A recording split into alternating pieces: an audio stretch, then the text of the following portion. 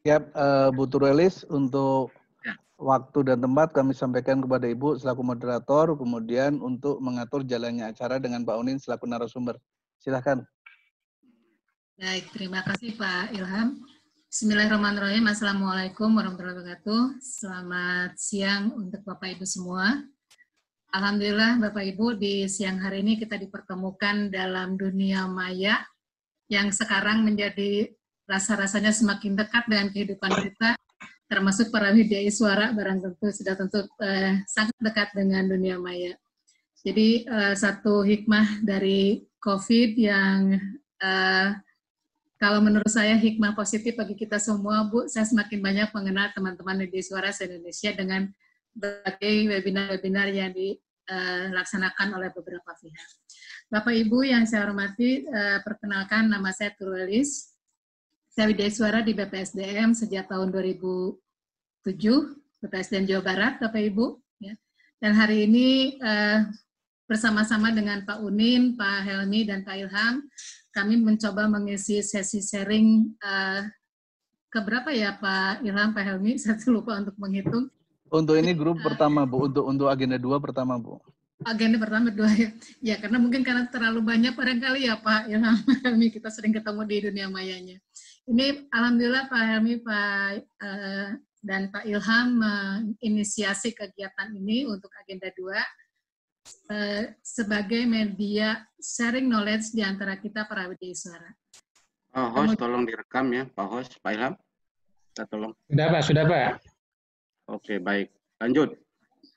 Baik, saya lanjutkan Bapak Ibu. Hari ini, siang ini di sesi sharing pertama ini, Pak Unin alhamdulillah sudah bersedia untuk berbagi dengan kita semua. Tentunya beliau akan berbagi tacit knowledge maupun explicit knowledge dalam kapasitas beliau sebagai widya suara.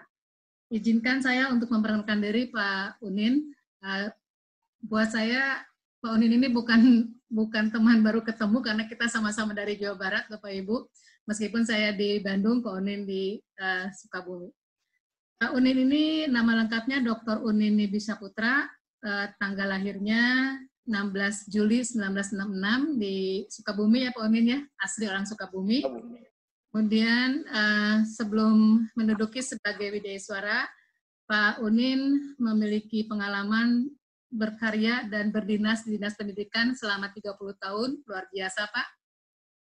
Tentu banyak pengalaman yang Bapak peroleh di dunia pendidikan. Kemudian sebelum masuk ke dunia widya suara, Pak Unin ini juga menjabat sebagai Kabid ya Pak ya, Kabid Pengendalian Kerusakan Lingkungan Badan Lingkungan Hidup Kabupaten Sukabumi. Oke. Adapun materi yang akan Pak Unin sharingkan hari ini adalah tentang komparasi ya Pak Unin ya, analisis komparasi antara agenda proyek perubahan pada Diklat PIM 3 dengan agenda aktualisasi kepemimpinan pada PKP dan PKA. Tentu saja ini sebuah tema yang sangat kekinian untuk kita semua, karena kita semua mengalami transformasi ini Bapak Ibu dari PKP, PKA dari PIM 3, PIM 4 ke PKP, PKA, dan ini belum semua BPSDM atau apapun melaksanakannya, sehingga Pak Unin kami sangat apresiasi untuk kesediaan Bapak untuk berbagi dengan kami. Berikutnya dengan tidak mengurangi rasa hormat pertemuan di dunia maya ini, saya mengucapkan salam kenal untuk semua yang hadir di sini. Ada 85 orang yang sudah masuk ke Zoom kita. Mohon maaf saya tidak bisa sebut satu persatu, tapi mudah-mudahan ini menjadi media pertama kita saling silaturahmi di agenda 2. Ada beberapa hal nanti akan kita coba atur di dalam Pak Unin ini menyediakan waktu sekitar 45 menit untuk menyampaikan, cukup Pak? Cukup ya Pak ya? 45 menit Pak Unin nanti akan memaparkan agendanya, kemudian setelah itu kita akan isi dengan sesi tanya. Kalau di layar yang diberikan oleh dan Pak Helmi, 13.30 selesai Bapak Ibu, saya kira harus batasan barangkali ya Pak Helmi. Nanti kita akan lihat berapa jam kita akan membutuhkan waktunya. Nah, untuk ketertiban selama proses sharing session ini berlangsung, Kami mohon dengan hormat Ibu Bapak untuk mematikan mikrofon selama Pak Unin berbicara. Kemudian yang akan disampaikan, kalau ada yang ingin bertanya, silakan sampaikan dulu di chat, Bu. Siapa yang ingin bertanya? Karena ini agak susah untuk melihat di layar, karena kita memiliki hampir 4 slide. Ya. Jadi silakan Bapak Ibu nanti kalau ada yang mau bertanya, silakan di chat nama dan unit kerjanya. Pertanyaan barangkali nanti akan diatur sedemikian rupa oleh saya, mudah-mudahan bisa efektif untuk bisa memuaskan kita semua. Demikian sebagai pembuka dari saya sebagai moderator, untuk selanjutnya kami berikan kesempatan kepada Pak Unin untuk memaparkan hasil analisisnya. Ya, persilakan Pak Unin. Terima kasih Ibu Turwelis, senior saya sebagai moderator. Ini sebenarnya guru saya ya. Dulu saya tim 3 dengan Ibu, Bu. Tapi mohon maaf ini sebentar Bapak Ibu ada gangguan teknis.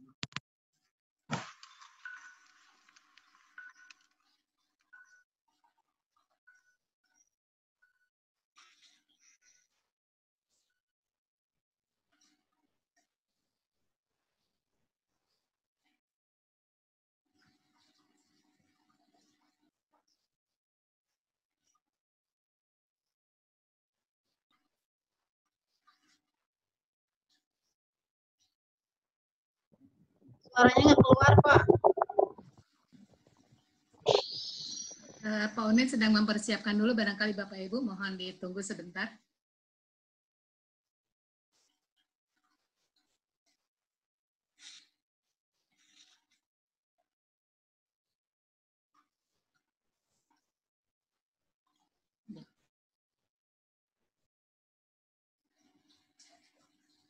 Baik, sudah siapkah Pak Unin?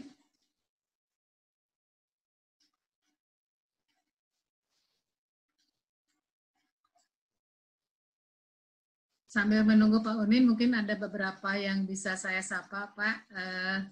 Pak Ahmad Harepun ya Pak ya. Saya membaca dari tulisan saja Bapak Ibu, tulisan yang ada di slide saya.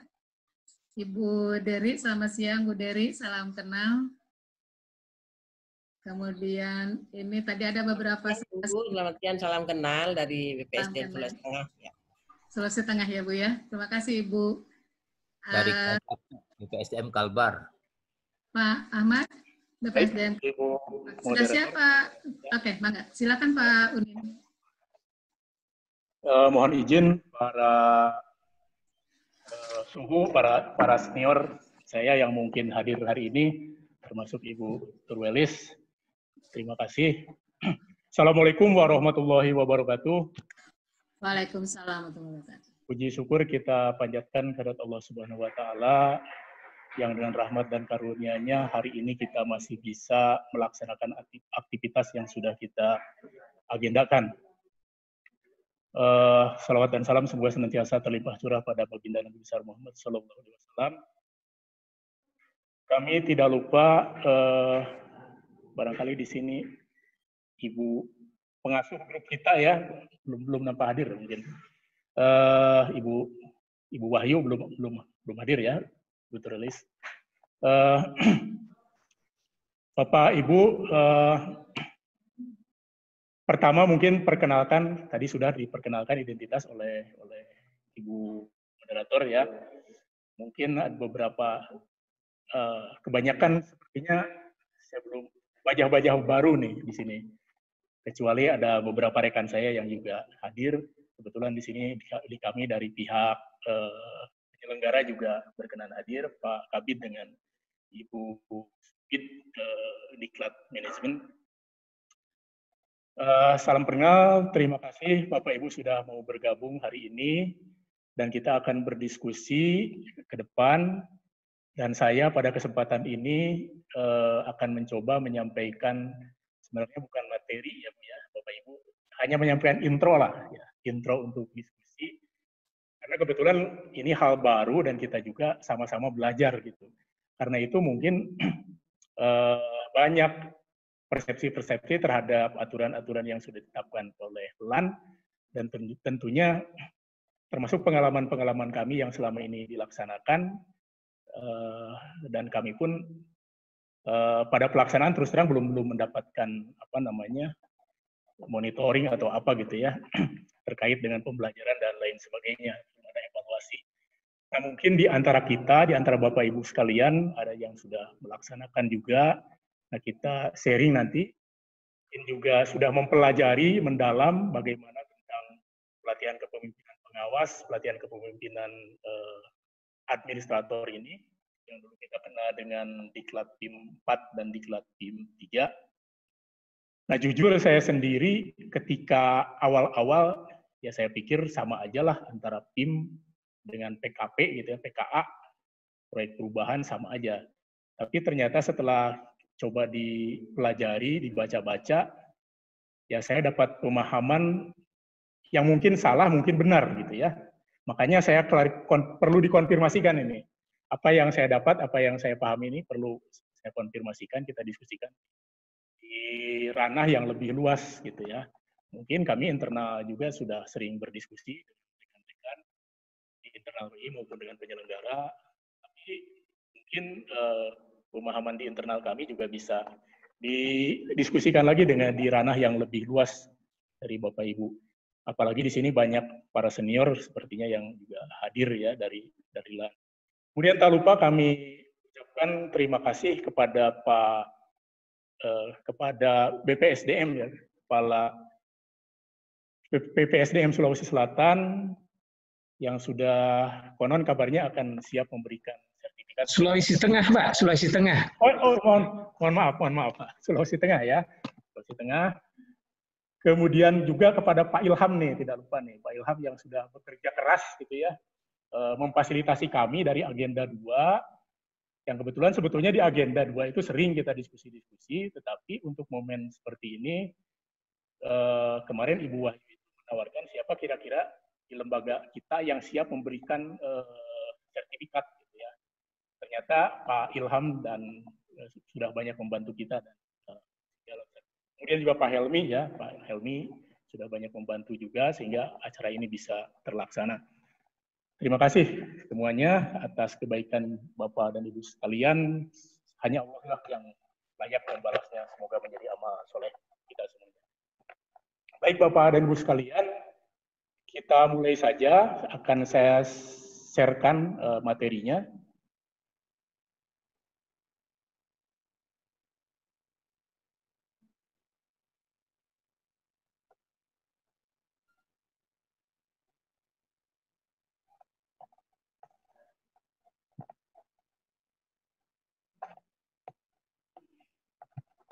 Sudah Bapak Ibu ya?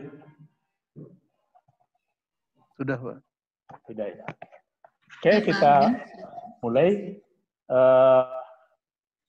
Saya kasih tema ini analisis komparatif benchmarking dan proyek perubahan di Diklat PIM 43, kemudian kita komparasi dengan agenda 4. Ya, agenda 4 kita tahu aktualisasi kepemimpinan, yang di dalamnya juga ada benchmarking atau stula ya, dan aksi perubahan. Nah, baik Bapak Ibu sekalian. Pak Unin, mohon maaf di slideshow Pak, barangkali tayangannya. Oh iya.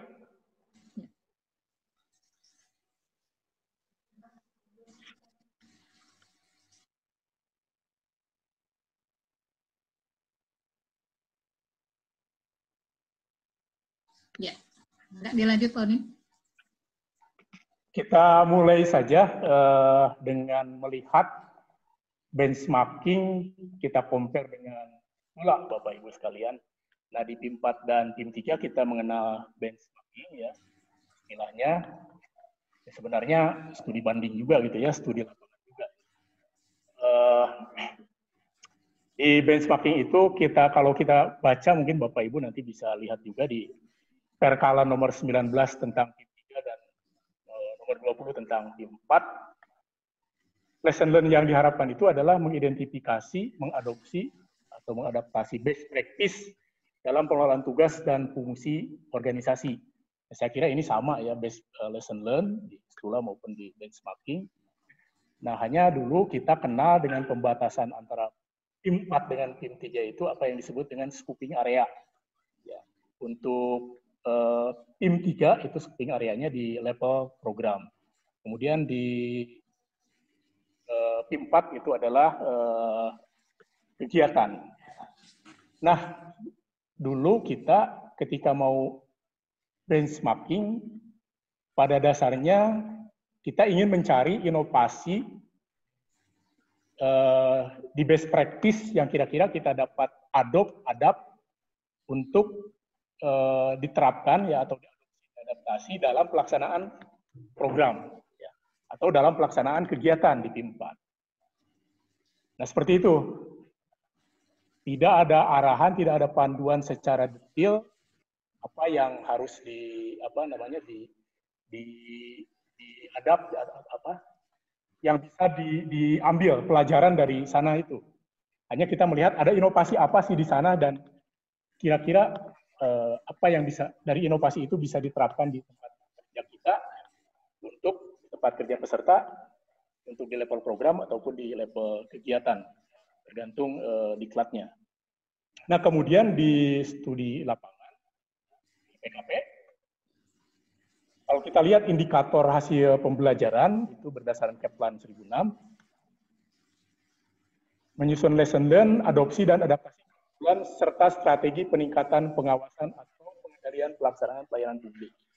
Nah, memahami ini, kalau melihat kalimat ini, yang saya pahami, bahwa setelah di dalam PKP ini, fokusnya adalah kita untuk mengambil lesson learn itu di dalam hal pengawasan dan pengendalian pelaksanaan pelayanan untuk PKP.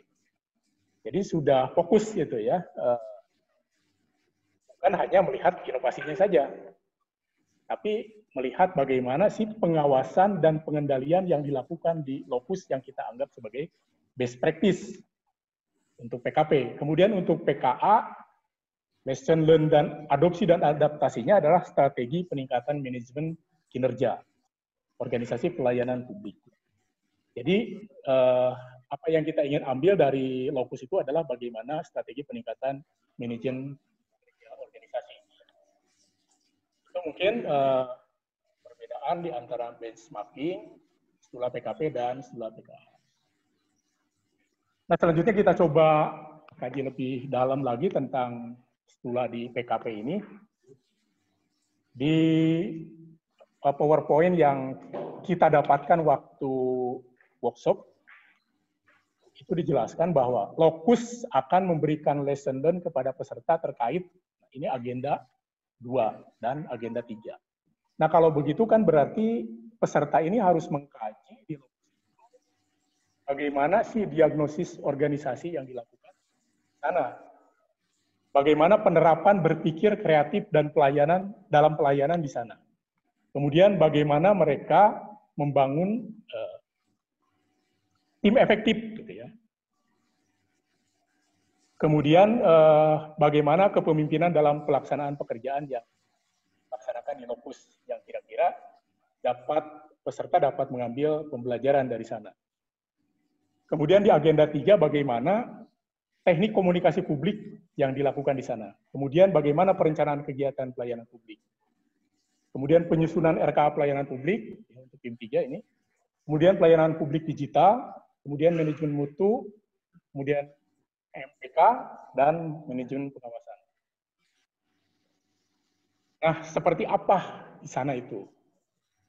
Jadi, bedanya tadi kalau benchmark, ada inovasi apa di sini, seperti apa penerapan agenda 2 dan agenda 3 ini. Sehingga apa yang bisa ambil pelajaran ya dalam sebuah laporan. Jadi laporan peserta itu muatannya adalah ini ya, melaporkan pelaksanaan agenda 2, agenda 3. Nah, kalau dulu seringkali peserta itu hanya melaporkan ya ada inovasi apa di sana ya, kemudian apa yang bisa kira-kira dari inovasi yang ada di sana itu bisa diadopsi. Kalau melihat ini ya, seperti ini apa namanya, analisis saya gitu ya, mungkin Bapak Ibu nanti punya persepsi yang berbeda, ya. Kalau ada suku kita yang hadir di sini. Nah, kemudian di setelah dalam PK A, itu Lokus akan memberikan lesson learn kepada peserta terkait agenda 2 sama. Ya. Di sini bagaimana kepemimpinan transformasional di sana. Kemudian bagaimana jejaring kerja. Apa yang bisa kita peserta adopt dari hal jejaring kerja. Kemudian bagaimana best practice komunikasi efektif di sana. Kemudian bagaimana manajemen perubahan sektor publik yang dilakukan di Lokus. Nah, agenda 3 juga demikian. Bagaimana akuntabilitas kinerja, hubungan kelembagaan, organisasi digital, manajemen kinerja, standar kinerja pelayanan, manajemen penganggaran, manajemen risiko, dan seterusnya. Nah, ini yang mungkin harus peserta gali di sana, kemudian dituangkan dalam laporan kelompok maupun lesson learn laporan individu. Baik, kita lakukan, kita lanjutkan. Nah, hal yang harus kita cermati, barangkali mungkin di sini, kalau memang seperti itu adanya, kemungkinan bias data itu sangat besar. Ya mungkin beberapa yang sudah dilaksanakan ya di internal kami maupun beberapa yang sudah saya lihat di YouTube gitu ya, ataupun di grup-grup. Nah, mungkin kendalanya itu mungkin kita bisa setting instrumennya ya, tetapi kan di Lokus belum tentu mereka sudah menerima informasi tentang PKP dan PKA. Sehingga apa yang kita komunikasikan itu tidak nyambung komunikasinya ya. Karena mungkin mereka belum mendapatkan materi tentang apa itu PKP, apa itu PKA. Apalagi mungkin di pejabat ya, yang dulunya mereka ikutnya PIM 3, PIM 4. Sementara pejabat-pejabat yang ikut PKP kan belum duduk. Gitu. Kemudian juga ini terkait kesiapan informasi. Ya. Kalau kita lihat tadi bagaimana pengendalian pekerjaan itu kan dilakukan oleh oleh pejabat pengawas. Bagaimana manajemen risiko itu dilakukan oleh administrator ya. Jadi kalau peserta mau mengambil pengalaman itu tentunya harus pengalaman. Kalau pejabat pengawas tentunya harus mengambil pengalaman pejabat pengawas lagi. Bagaimana pejabat pengawas di sana mengendalikan pekerjaan.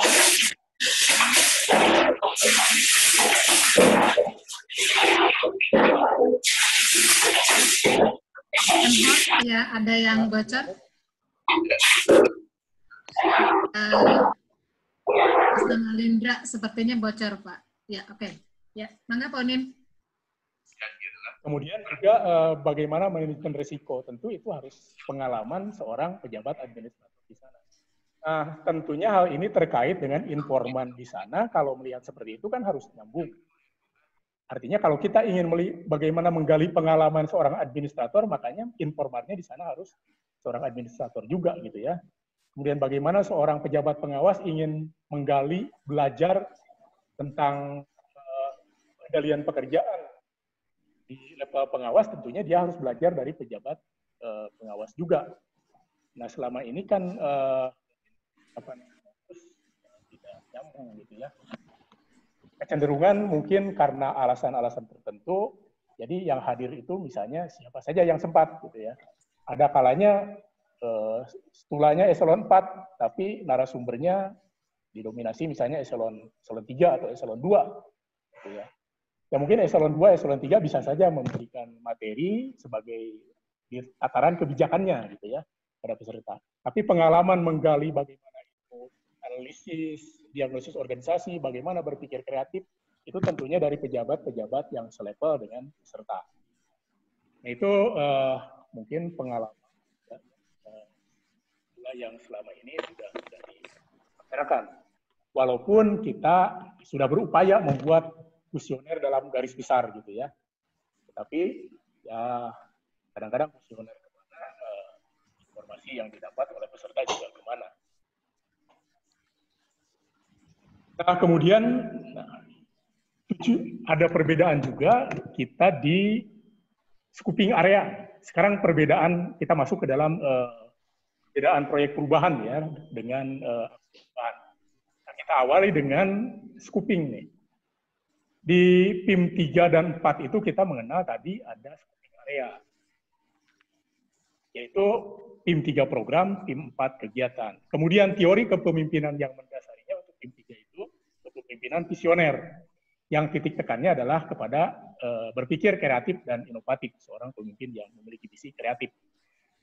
Kemudian di level kepemimpinan, di level PIM 4 itu adalah kepemimpinan operasional. Nah, di PKP kita tidak mengenal lagi area itu program atau kegiatan, karena sudah dibatasi dengan kompetensi yang ingin dibangun PKP dan PKA. Nah, PKP itu membentuk kompetensi kepemimpinan melayani. Kepemimpinan melayani, ini batasannya. Kemudian di PKA itu membentuk kompetensi kepemimpinan kinerja dan manajemen kinerja. Jadi bukan lagi program dan kegiatan, tapi kompetensi kepemimpinan di sini yang membedakannya. PKP kepemimpinan melayani, kemudian PKA kompetensi kepemimpinan kinerja dan manajemen kinerja. Kita lanjut, ya barangkali ini kita lewat saja lah tentang prinsip-prinsip teori kepemimpinan transformasional dan servant leader, ya. Nah, kemudian di PIM 3 dan 4 kita juga mengenal adanya taking ownership, ya, membangun komitmen bersama pada terobosan pertama, ya, Big Book 1. Nah, di PKP dan PKA itu tidak ada. Nah, di proper kemampuan kepemimpinan ini sudah diuji sejak taking ownership. Bagaimana seorang pemimpin mampu menggagas sebuah inovasi, mendiagnosis organisasi, kemudian mencari terobosan inovasi untuk menyelesaikan masalah, dan meyakinkan bahwa ide yang dia gagas itu berguna dan bermanfaat untuk memecahkan masalah organisasinya, masalah tempat kerjanya. Kepemimpinan di situ diuji dengan kemampuannya meyakinkan para stakeholder, sehingga mendapat dukungan dari stakeholder, gitu ya. Mereka ketika seminar mereka melaporkan mobilisasi dukungan itu kepada kita, gitu ya, kepada penguji, kemudian coach, dan disitulah mereka bisa dinilai kelayakan daripada gagasan inovasinya. Kemudian di PKE dan PKA itu kita tidak mengenal taking ownership, ya. Artinya di sini kemampuan komunikasi seorang pemimpin belum teruji, gitu ya. Nah, ini konsekuensinya adalah bagi para penguji dan coach tentunya. Karena tidak ada taking ownership, di sini kita berkewajiban sebagai penguji atau coach mengklarifikasi, meyakinkan kepada mentor, mengklarifikasi apakah permasalahan yang akan diatasi oleh peserta itu betul-betul masalahnya terjadi di tempat kerjanya dan benar-benar adalah sebuah masalah yang perlu diatasi oleh peserta ini. Kemudian apakah juga gagasan inovasi untuk menyelesaikan masalah itu efektif, ya. Artinya gagasan masalah itu akan mampu menyelesaikan masalah itu atau akan mampu merespon isu yang berkembang selama ini, gitu ya, oleh gagasan inovasi itu. Kemudian juga memastikan dukungan. Nah, karena sebelumnya mungkin belum ada komunikasi yang intensif antara peserta dengan mentornya. Nah, di sini perlu diyakinkan bahwa penguji harus yakin, ya, harus mendapat informasi yang yakin dari mentor bahwa si mentor ini mendukung, gitu ya. Pimpinannya mendukung. Tentunya mentor ini secara otomatis mungkin atau secara tradisional biasanya pimpinannya, gitu ya. Tapi sebenarnya di sini pimpinannya yang harus mendukung. Apakah benar-benar inovasinya ini akan didukung? Kita dapat kepastian jaminan bahwa peserta ini dalam mengimplementasikan rencana aksinya akan didukung, baik dalam pelaksanaan implementasinya maupun nanti pasca implementasi dalam jangka menengah dan jangka panjangnya. Itu yang perlu kita konfirmasi kepada mentor. Nah, bisa saja terjadi gagasan seorang peserta kemudian tidak diuji oleh mentor gitu ya. Walaupun itu jarang sekali terjadi ya. Nah, tentu yang demikian akan kita tidak akan kita lanjutkan gitu ya, gagasan yang demikian. Tentu kalau tidak akan mendapat dukungan yang pasti. Nah, dukungan ini bukan hanya sekedar pernyataan saya dukung dengan harus jelas gitu dukungan. Apa? Kalau misalkan dia inovasi ini berdampak pada penambahan anggaran, artinya kita klarifikasi juga apakah ini akan berdampak pada penambahan anggaran. Kalau iya, apakah siap pimpinannya mengalokasikan anggaran atau tidak? Gitu ya. Kalau siap, ya oke, kita lanjutkan. Gitu. Nah itu barangkali terkait dengan thinking. Kemudian kita masuk kepada komponen evaluasi. Nah, di dalam proper, baik PIM 3 maupun PIM 4, itu sama saja. Komponen-komponennya terdiri dari perencanaan inovasi 40%, yang dirinci lagi dengan jenis perubahan 10%, cakupan manfaat 10%, kejelasan tahapan perubahan 10%, tahap pemangku kepentingan 10%, kemudian implementasinya 60%. Nah, ini juga terdiri dari jumlah kegiatan mobilisasi dukungan 15%, pernyataan dukungan 15%, capaian tahapan perubahan 30%. Jadi tidak ada perbedaan PIM 3 dan PIM 4. Demikian juga komponen evaluasi pada aksi perubahan PKP dan PKA. Tidak ada perbedaan, sama. Ya. Perencanaan inovasi dan implementasinya itu 20-30 dengan rincian yang sudah kita pahami bersama. Nah, kemudian baru kita akan masuk pada perbedaan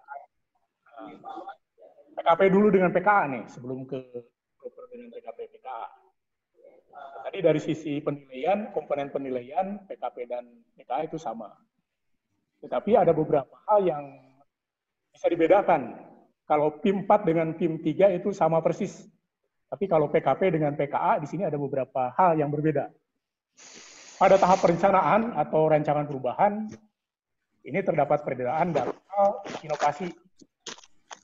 Nah, tahapan inovasi dalam PKP itu dikaitkan dengan pengendalian. Sedangkan dalam PKA dikaitkan dengan manajemen risiko. Karena dalam proper dulu kita hanya melihat evidence saja. Apakah setiap tahapan dalam milestone itu evidennya ada atau tidak, artinya terlaksana atau tidak. Tetapi sekarang di PKP itu bagaimana peserta dikaitkan dengan pengendalian mutu. Kemudian di PKA dikaitkan dengan manajemen risiko. Nah, kemudian yang kedua di dalam tahap perencanaan ini adalah di mapping sumber daya. Dalam PKP menjadi ukuran kemampuan tim leader dalam mengoptimalkan pemanfaatan sumber daya sama tim kerja dan pemanfaatan teknologi informasi. Nah, dulu di 4 tidak ada penekanan ke teknologi informasi. Nah, mungkin seiring dengan paradigma Industri 4.0 ya, kita lebih tekankan lagi pemanfaatan sumber daya ini ke teknologi informasi. Kemudian nanti kita juga perlu diskusikan nih, antara internal dengan eksternal. Apakah di PKP itu masih berwenang ya, mengendalikan tim eksternal atau tidak? Sementara dalam workshop kemarin yang saya dapat informasinya PKP itu tidak. Nah, kemudian dalam mapping sumber daya ini untuk PKA sudah jelas-jelas itu di outline laporan maupun di item penilaian, di butir-butir penilaian, memberdayakan juga jejaring kerja dan kolaborasi. Ini apakah misalnya dalam PKP itu seorang peserta bisa membuat tim koordinasi dengan pihak internal, ya, dengan eksternal, atau dia hanya mengendalikan tim kerjanya saja, artinya stafnya saja. Sementara untuk perjanjian keluar itu harus dilakukan oleh level administrator. Nah, ini saya juga belum ada kepastian nih, mungkin kita perlu diskusikan nanti. Nah, kemudian di dalam tahapan implementasinya, tadi perbedaan dalam tahap perencanaan atau dalam perancangan, sekarang dalam tahap implementasi. Dalam PKP, kemampuan peserta dalam mengimplementasikan itu prinsip-prinsip kepemimpinan melayani. Implementasinya dia menerapkan prinsip-prinsip kepemimpinan melayani. Kemudian dalam PKA, kemampuan peserta dalam mengimplementasikan prinsip-prinsip kepemimpinan transformasional.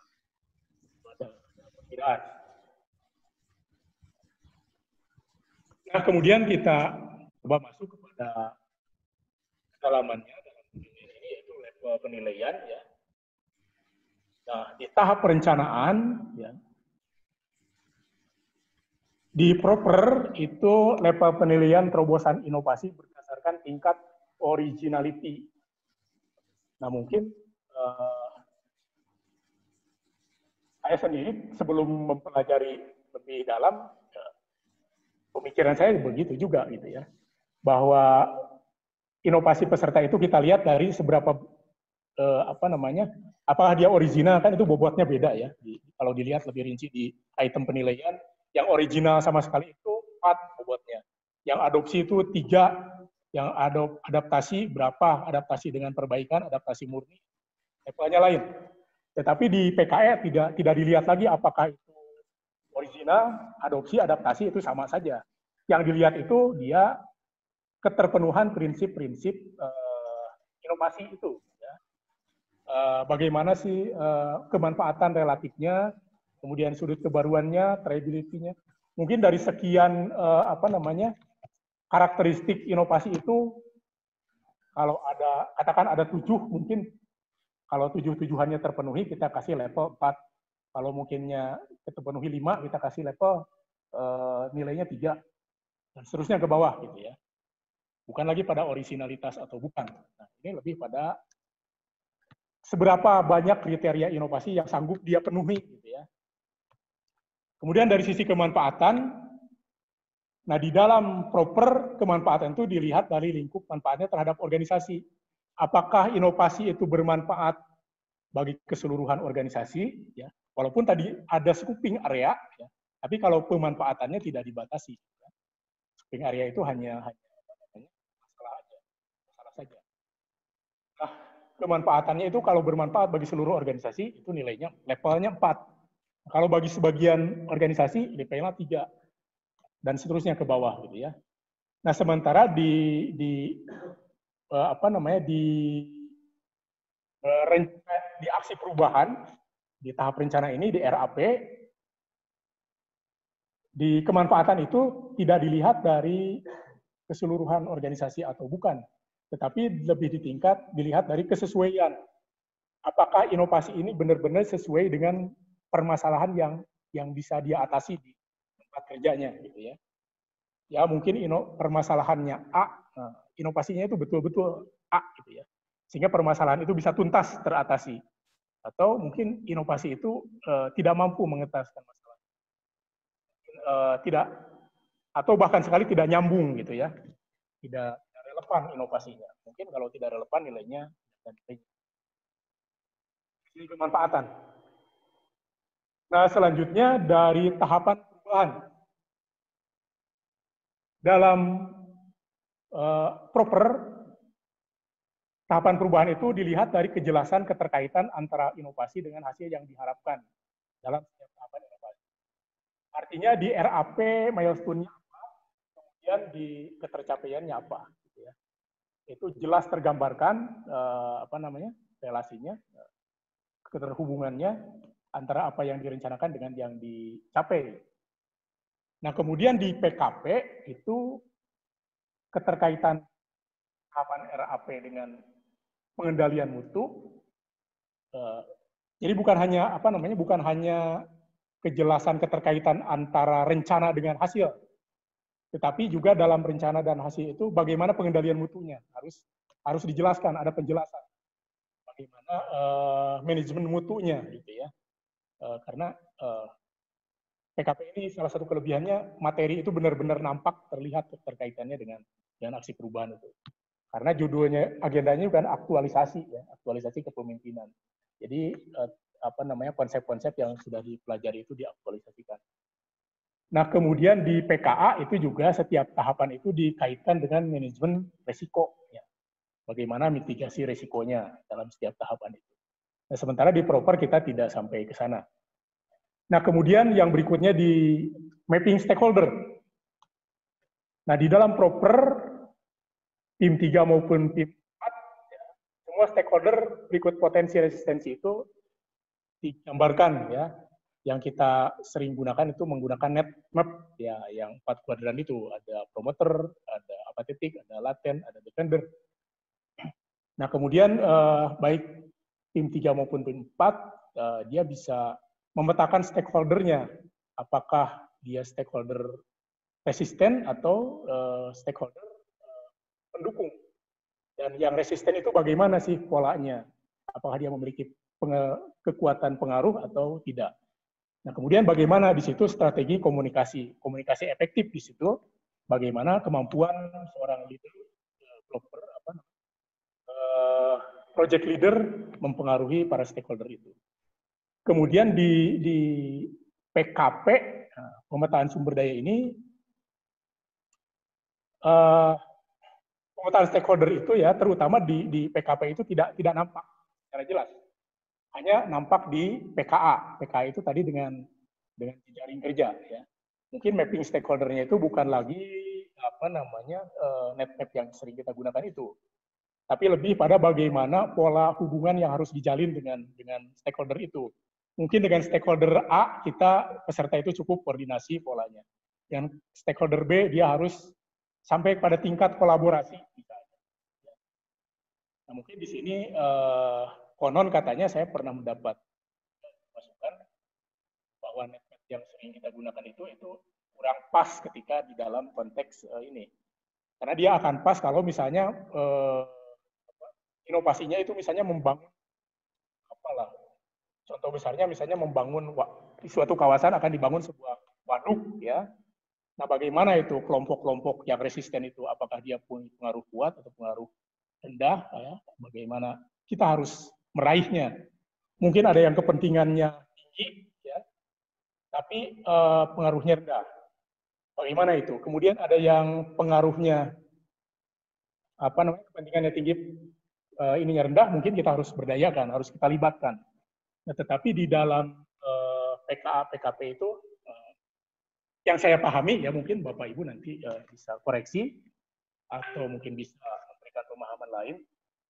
Tidak ditemukan seperti itu. Yang ada adalah pemetaan sumber daya.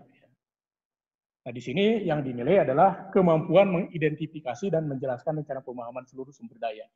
Artinya sumber daya sekecil apapun yang ada di organisasi itu dia bisa manfaatkan ya, untuk meningkatkan pelayanan ataupun untuk memperbaiki kinerja. Seberapa besar? Mungkin hanya ada peserta yang mampu menggambarkan SDM-nya saja, SDM dengan mungkin dari 7M itu mungkin hanya 5M, hanya 4M, hanya 3M yang dia manfaatkan. Terlebih lagi fokus pada pemanfaatan IT, teknologinya. Itu mungkin di mapping stakeholder dan mapping sumber daya. Nah, kemudian di tahap implementasi ini, di proper itu kemampuan mobilisasi dukungan yang dilakukan project leader. Jadi kalau kita simpulkan intinya di proper itu kualitas kepemimpinan dari peserta itu dilihat dari seberapa besar kemampuan dia membangun dukungan. Makanya yang kita lihat tuh evident surat pernyataan dukungan.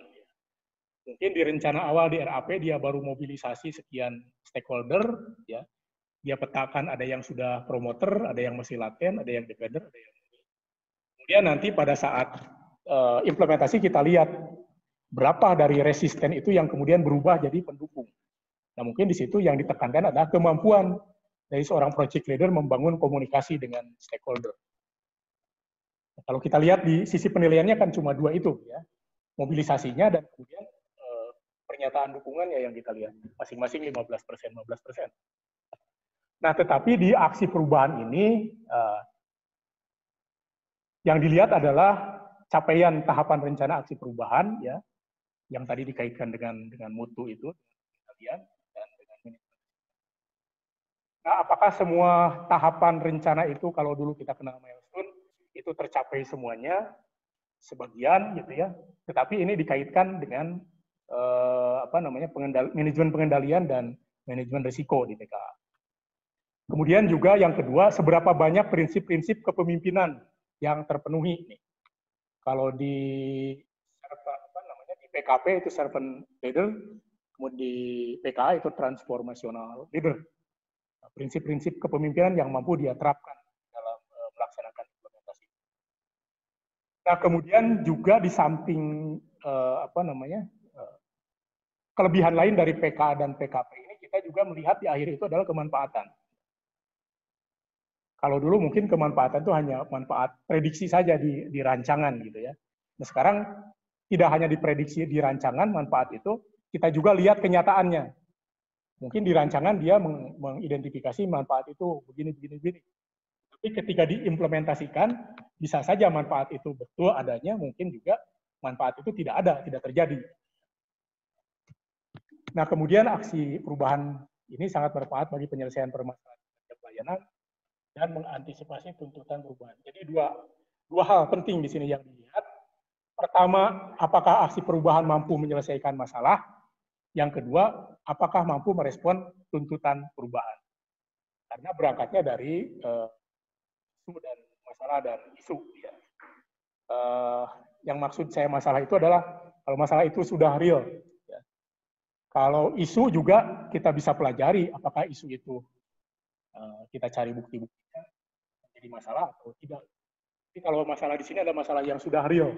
Misalnya kalau target PAD 100 juta gitu ya per tahun, tapi hanya tercapai 60 juta. Itu kan ada gap 40 juta, itu kan bukan isu lagi, itu sudah masalah real organisasi. Nah, mampukah itu diatasi dengan proyek perubahan dia? Atau dia merespon kebutuhan pelanggan.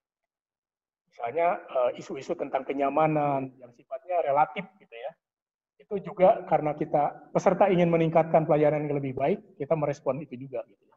Bagaimana mampu memenuhi tuntutan harapan-harapan masyarakat. Jadi bukan hanya sekedar mengatasi masalah, tapi juga mampu menjawab ya, tuntutan masyarakat. Isu-isu yang berkembang itu kita respon. Kalau dianalogikan, mungkin masalah di sini adalah hambatan gitu ya. Kalau di HTAG, kalau isu itu tantangan lah, tantangan bagi peserta. Nah, kemudian di kemanfaatan,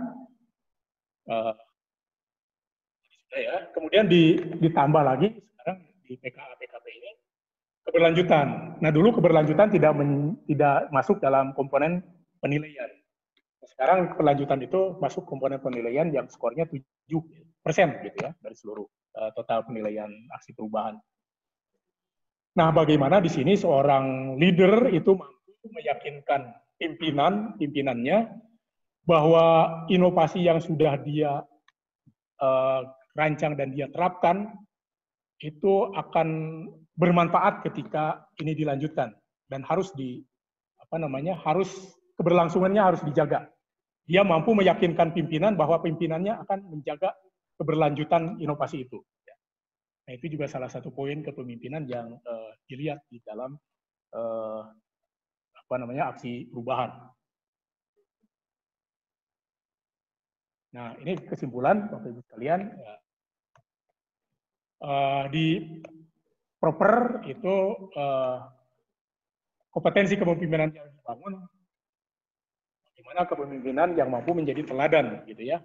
Self mastery itu hanya penekanan seorang pemimpin menjadi teladan di lingkungan kerjanya dalam hal menerapkan integritas, wawasan kebangsaan, dan nasionalisme.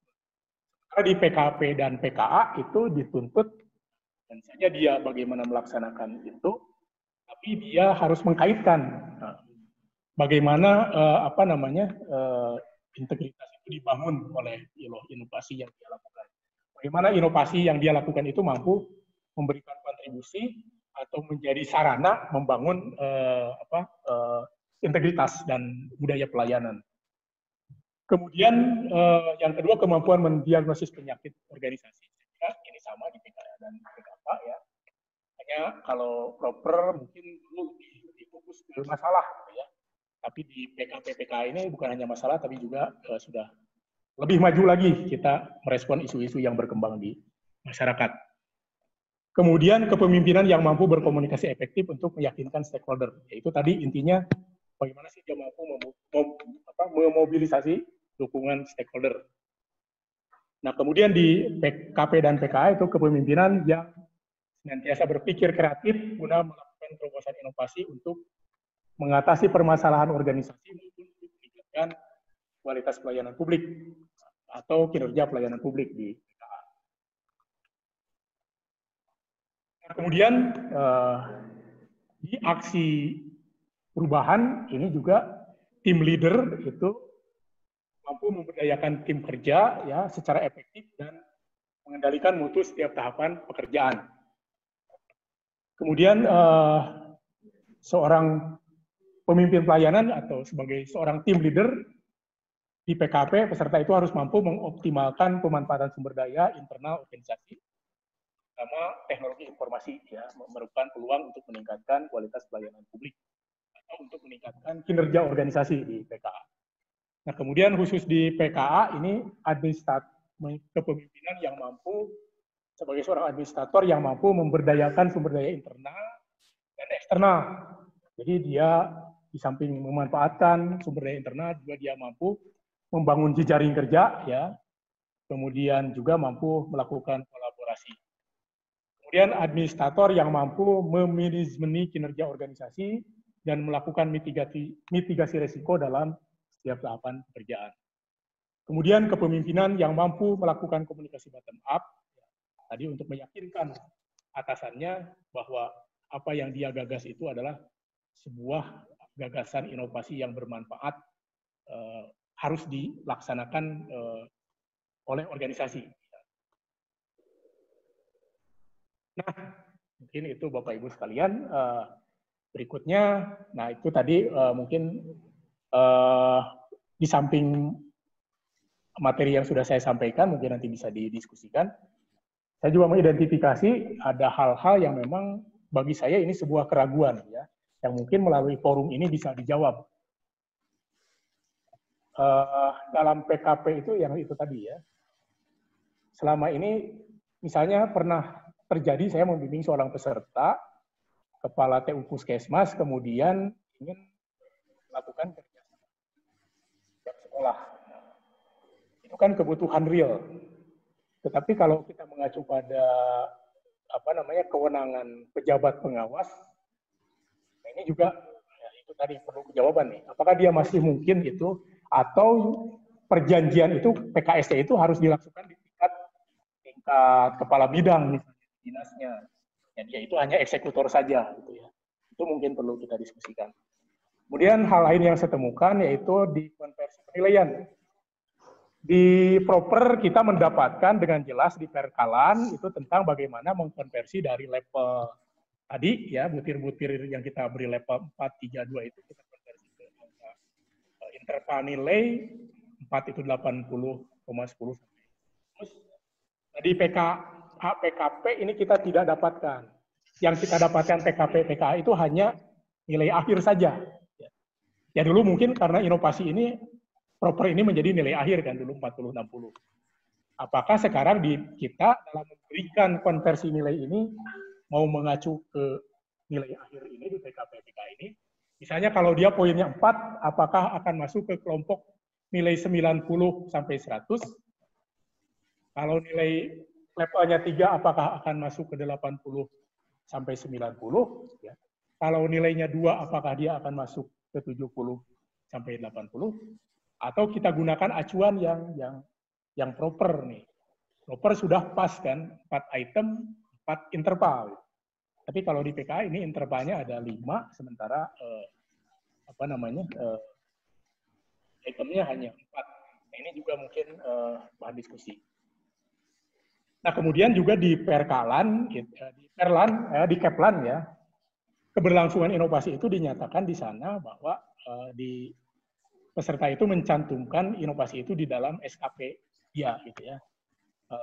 Kalaupun SKP-nya sudah berjalan, maka harus ada jaminan bahwa tahun depannya akan dimasukkan di SKP.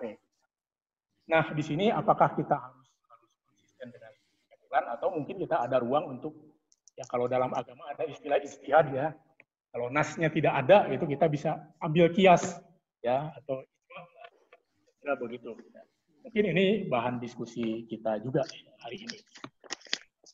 Nah, mungkin itu Bapak Ibu yang saya hormati. Terima kasih atensinya. Mohon maaf bila ada hal-hal yang kurang berkenan, baik cara saya memberikan materi atau muatan materi. Berikan kepada Ibu Moderator. Terima kasih. Assalamualaikum warahmatullahi wabarakatuh. Waalaikumsalam warahmatullahi wabarakatuh. Terima kasih Pak Unin. Baik, tentunya kita sama-sama memberikan apresiasi yang sangat besar kepada Pak Unin ya Bapak Ibu ya. Di awal ini luar biasa.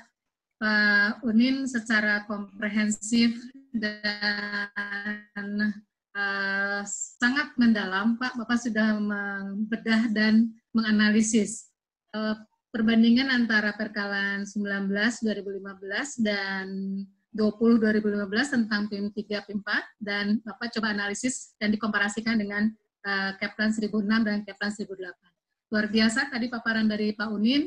Ada beberapa hal yang saya coba highlight Bapak Ibu dari apa yang disampaikan Pak Unin tadi. Bagaimana Pak Unin tadi meng-highlight pelaksanaan stula dibandingkan dengan benchmark. Kemudian secara kebetulan juga Bapak Ibu, saya mendampingi tim sulanya ke Pak Ibu ketika itu saya menjadi pemimpin sula dan tepatnya di Pak Unin gitu. Jadi apa yang tadi Pak Unin sampaikan memang betul sekali kondisi seperti begitu. Kemudian tadi yang sangat menarik dari stula dari Pak Unin adalah akan adanya bias data begitu ya. Karena stula yang dilakukan ini tidak bisa apple to apple. Memang seharusnya apple to apple. Kemudian dari sisi area perubahan, Pak Unin tadi mengulas sangat banyak sekali. Dari berbagai komponen Bapak coba komparasi dan analisis dari mulai scoping, kemudian fasenya di di PIM 3 PIM 4 ada taking ownership, di PKP PKA tidak ada take ownership, dan tadi sudah sampaikan implikasinya seperti apa. Kemudian juga dari sisi evaluasi tadi Pak Unin sudah banyak dijelaskan, dari sisi tahapan, kemudian dari sisi implementasi. Pak Unin tadi dengan gamblang juga sudah menyampaikan adanya perbedaan pada PKP PKA, yaitu antara lain ditekankannya pada manajemen mutu, kemudian adanya manajemen resiko ya Bapak Ibu ya yang sekarang baru diperhatikan. Nah, menutup tadi Pak Unin di akhir memancing kita untuk berdiskusi Bapak Ibu. Ada pancingan dari Pak Unin 3 hal. Yang pertama, dengan mengambil kasus satu, yaitu apakah perjanjian kerjasama ya Pak Unin ya, perjanjian kerjasama masih dibolehkan ya sama eksternal, karena ini di luar fungsi dari leveling peserta. Yang kedua tentang konversi, ada perbedaan dari PIM 3 PIM 4 ke PKP PKA, kemudian dengan interval yang berbeda. Yang satu intervalnya 4, yang satu intervalnya 5 gitu ya Pak Unin. Dan yang terakhir, bolehkah untuk menjamin keberlanjutan inovasi dijaminkan atau dituangkan selain kepada SKP. Itu barangkali highlight yang saya berikan pada paparan Pak Unin. Bapak Ibu, judul kegiatan kita juga sharing session ya. Jadi tidak hanya tanya jawab, kalau Bapak Ibu punya pengalaman untuk di-share-kan kepada kami semua, silakan Bapak Ibu. Saya akan coba cari di chat Pak, ternyata dari chat belum ada yang mengajukan untuk bertanya atau sharing. Jadi kami persilakan Ibu Bapak yang akan Pak Ahmad Heri Purnama ya Pak ya. Satu dulu ya Pak ya. Ya Bu. Dari mohon maaf Pak. Kemudian Pak, saya baru melihat satu Pak Ahmad Heri Purnama. Slide lain.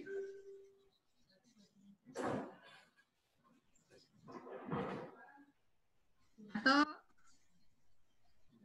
oke, Pak, saya tidak melihat di slide lain yang Sugiarto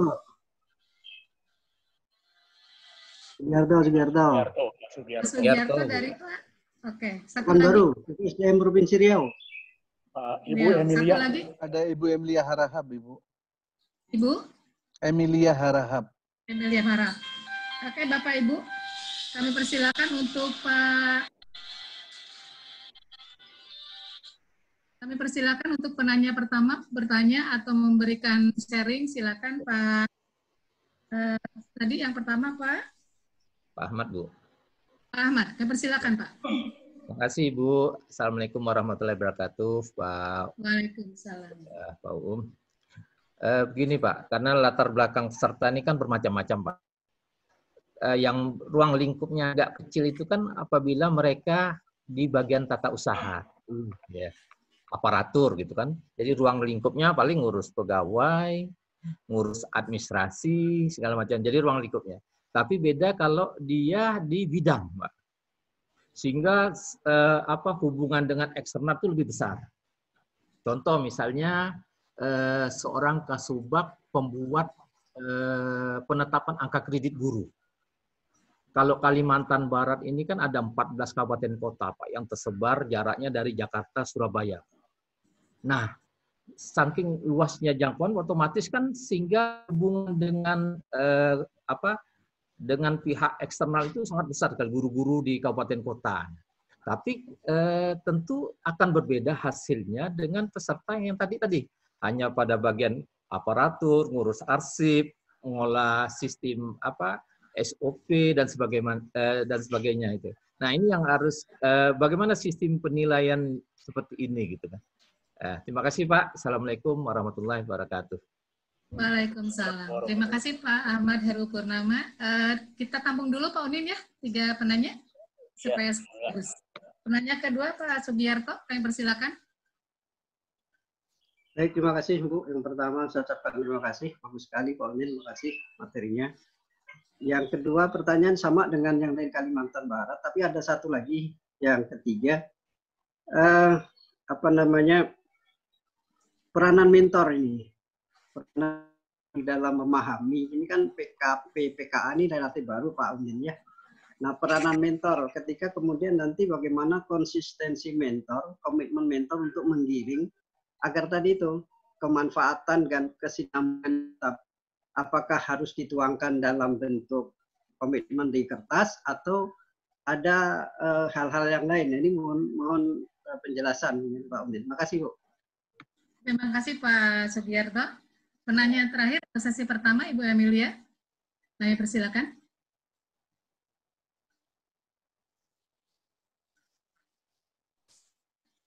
Silakan Ibu Emilia.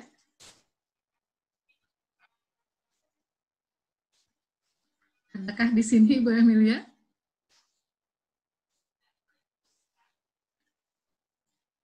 Sepertinya tidak ada Pak. Ya, sebentar Bu, beliau masih mendengar ini. Suara sudah di unmute sebetulnya. Oh gitu. Bu Emil monitor ya. Bu Emil. Ibu Emilia Harahap. Nah, kita tunggu Pak Ilham.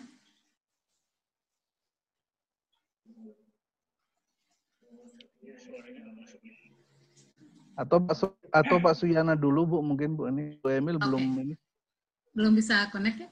Bagus ya. Pak. Barangkali ada mau disampaikan Pak Suyana. Pak Suyana atau siapa tadi? Iya, Bapak Suyana, Dr. Suyana. Suaranya belum Pak Suyana punten di unmute Pak. Pak Suyana punten di unmute speakernya Pak. Mana speakernya yang mana? Enggak Pak Suyana. Sebentar Bu. Sebentar, yang mana suaranya? Yang mana? Sudah Pak. Sudah terdengar Pak Suyana. Assalamualaikum warahmatullahi wabarakatuh. Waalaikumsalam. Terima kasih kepada keynote speaker, moderator, Teh Terolis, juga narasumber dari Sukabumi, sahabat saya. Saya mengapresiasi sekali atas keberaniannya mencoba untuk share dengan teman-teman.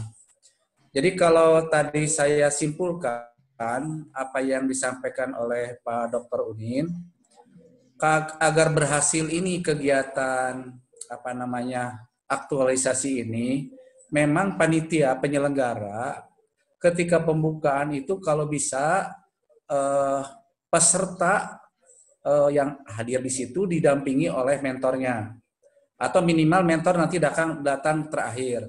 Setelah itu antara mentor, narasumber dan coach dibuat suatu kesepakatan persepsi yang sama. Apa tugas daripada mentor, apa tugas daripada coach. Sehingga apa yang tadi dikatakan oleh Pak Dr. Unin, memang kalau eselon 2 kan di policy level, di kebijakan. Kalau eselon 3 kan di organisasi level. Nah itu penekanannya di situ, peserta itu untuk PIM 3 atau PKA. dan di eselon 4 itu adalah di organisasi level. Sehingga tadi muncul ada perbedaan yang sangat signifikan yang diharapkan daripada kegiatan PKP ini dengan PKA ini. Barangkali itu saja. Nah, intinya ini banyak senior-senior saya yang hadir di sini, sehingga nanti itu peserta jangan sampai terjadi membuat aksi perubahan itu rata-rata di ujung yang tidak tahapannya milestonya itu kadang-kala tidak valid begitu. Nah, apalagi evidennya yang dibutuhkan dukungan dari stakeholder internal maupun eksternal juga di situ diperlukan. Barangkali itu saja. Sekali lagi saya ucapkan terima kasih kepada semuanya yang sudah menghadiri kegiatan ini. Wassalamualaikum warahmatullahi wabarakatuh. Waalaikumsalam Pak Suryana. Sebelum ke yang lain, Bu Emil jadi memberikan pertanyaan, kita akan bulatkan jadi 4 orang. Kami persilakan Ibu.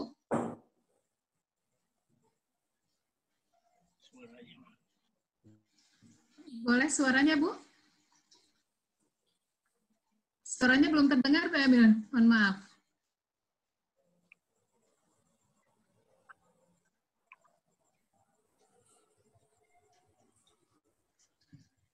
Oke. Mohon maaf, Bu Emil, kami belum bisa mendengar suara Ibu, Bu. Atau mungkin Ibu, supaya kita bisa terisi, Ibu, kita stop dulu pertanyaan dari Ibu, ya. Pak Unin, silakan.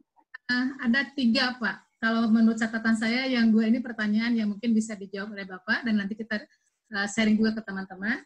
Dari Pak Suryana ini, kalau Pak Ahmad dan Pak Sugiarto tadi pertanyaan pertama, bagaimana dengan luasnya lingkup yang berbeda, gitu Pak Unin.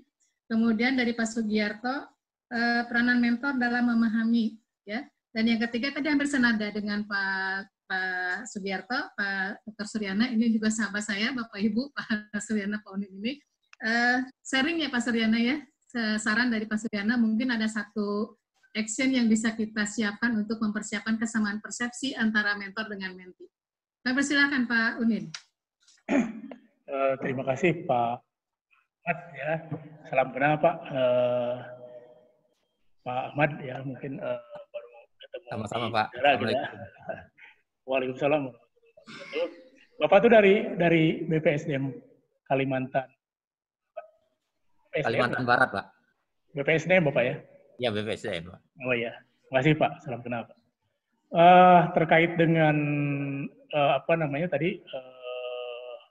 area perubahan ya, terkait dengan di satu sisi ada memang posisi lini yang umumnya itu lebih luas cakupannya. Di sisi lain posisi staf itu biasanya lebih atas.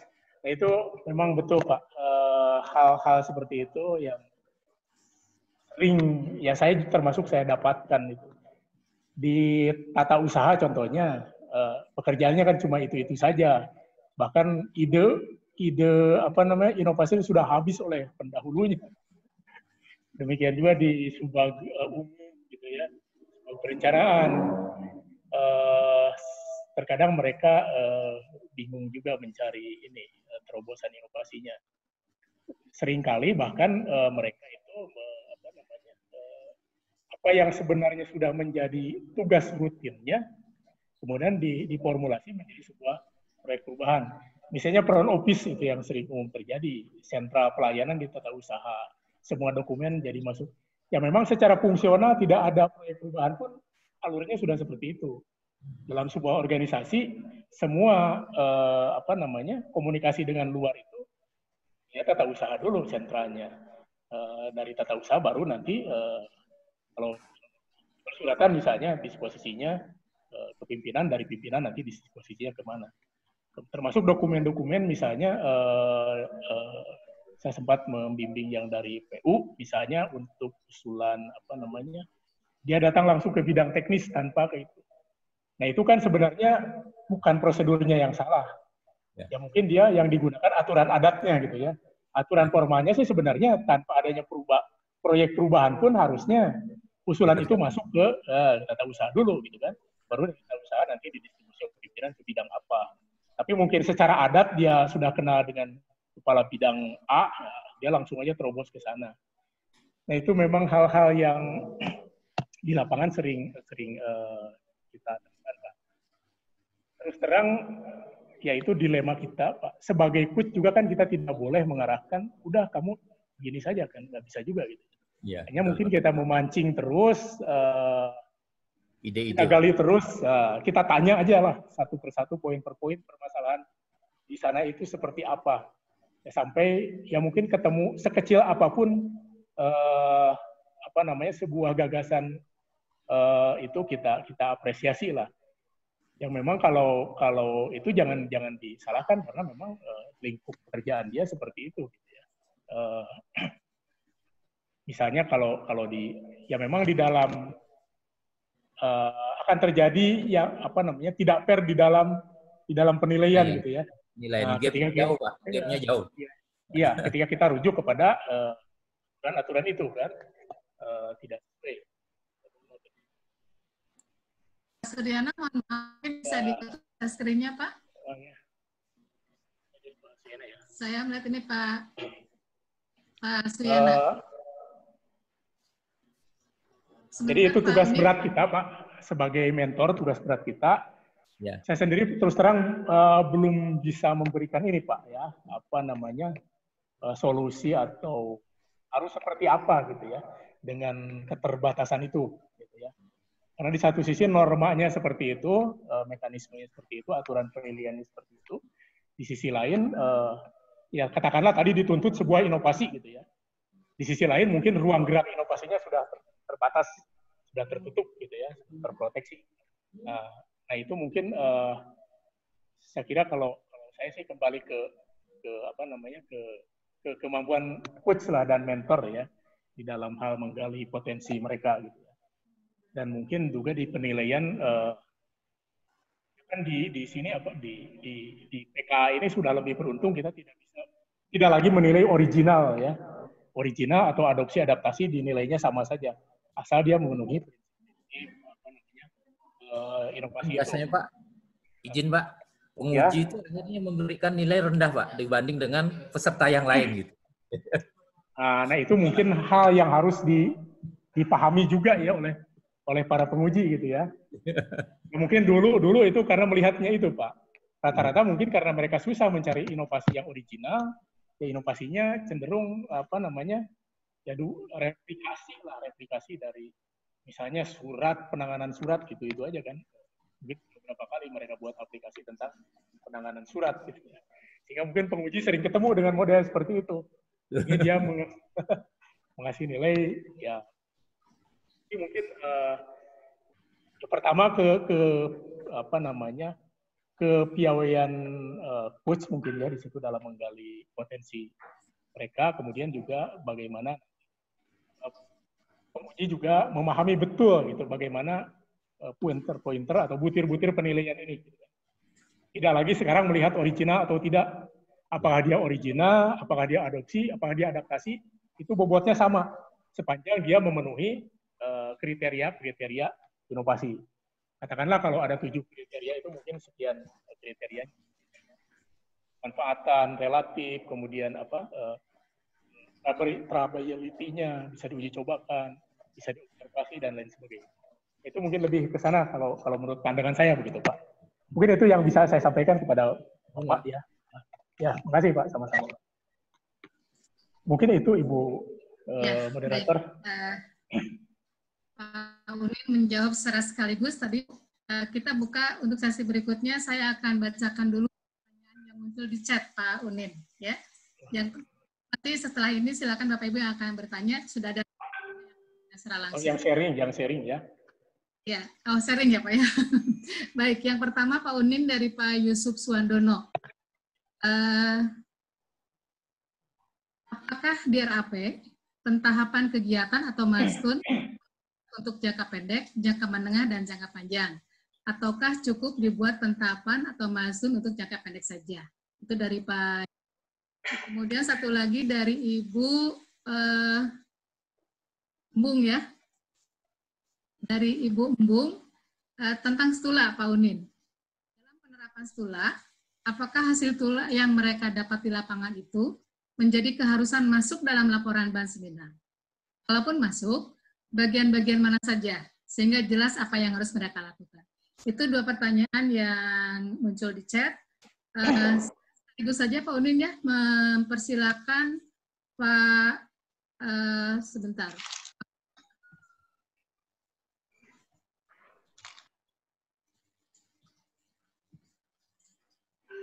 Ada 2 penanya yang sudah akan bertanya. Sebentar Bapak Ibu, mohon maaf.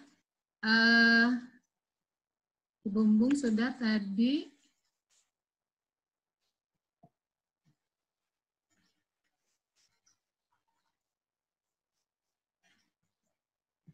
Pak Agus Sumarsono, kemudian setelah Pak Agus Sumarsono, Pak Eldi, dan kita coba nanti Ibu Emil ya, Bu Emil ya. Silakan Pak Agus Sumarsono.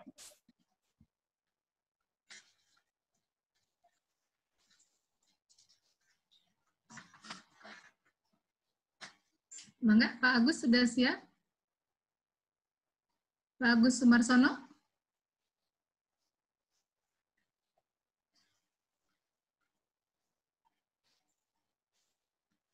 Adakah Pak Agus Sumarsono? Kalau belum bisa, Pak Eldi barangkali. Eldi, silakan Pak Eldi.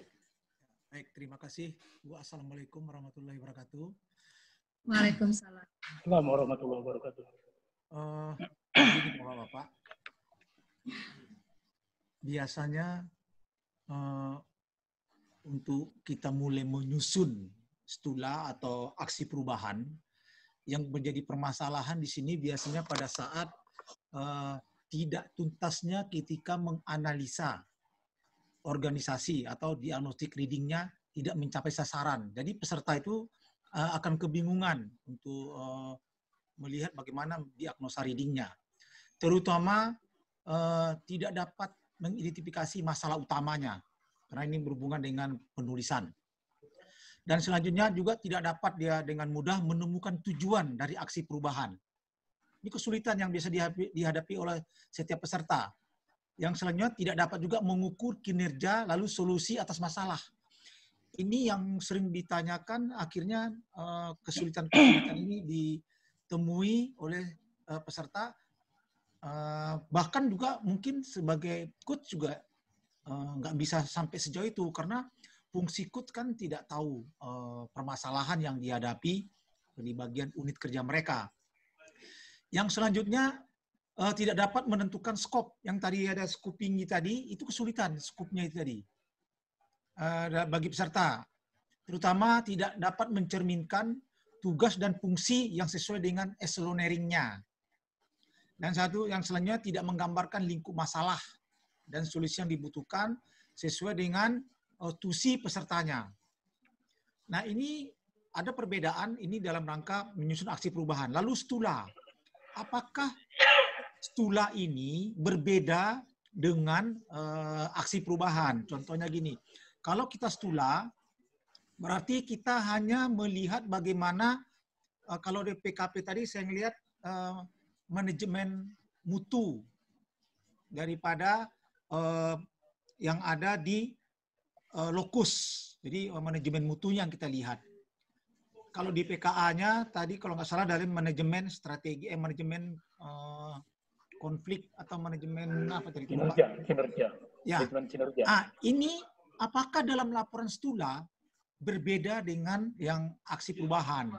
Karena begini, di di stula berarti kita menyusun laporannya sesuai dengan apa yang di lapangan.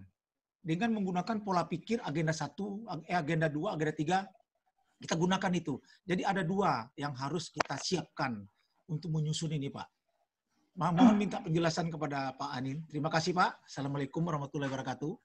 Waalaikumsalam warahmatullahi wabarakatuh. Terima kasih, Pak Eldi. Kita coba Ibu Emil, barangkali Ibu sudah bisa. Ya.